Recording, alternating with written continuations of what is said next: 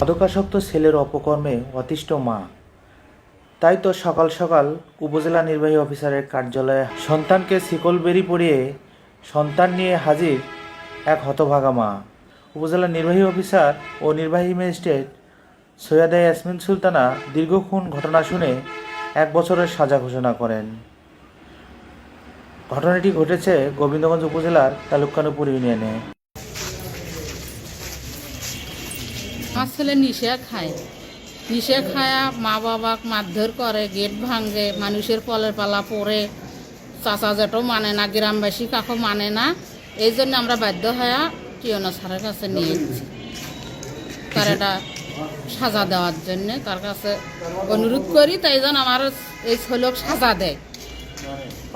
এই ছেলের জন্য আমার ছেলপল আরও নষ্ট হয়ে যাচ্ছে। আমার তো আরও ছেলপল আছে, এগুলো নষ্ট হয়ে যাচ্ছে। ঠিক পাস করে ঢাকাত গেছিল, যায় ঢাকাত যায় এই নিশে পানি করা শুরু করছে, ওখান থেকেই শুরু আর খায়। মানে কোনো নিশে আর ছাড়া নেই। আপনি ওর কাছে শুনতে পারেন।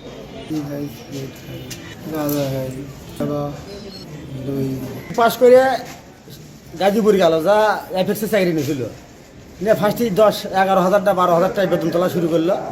করার পরে টাকাটা ও নিজেই রাখে সখীপুর যা বা খাওয়া শুরু করলো। বা খাওয়ার পরে মাথা তো নষ্ট হয়ে গেছে, সখন এফএক্সে আসিয়া ওই রুমের মধ্যে সখন কম্পিউটার বোতল ভিজে মারে, সখন ওখান থেকে বাড়ি করে দেয়। বাড়ি করে দিয়ে আসে বাইক বদরগঞ্জের কবিরাজে 1 মাস বাঁধতে চিকিৎসা করছি।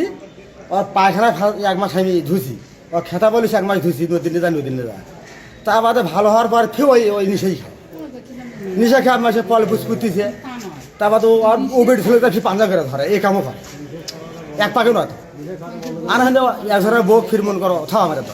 এর থেকে বঞ্চিত থাকলে কিছুদিন থাকলে মোটামুটি তাহলে মাথাটা ঠিক হবি।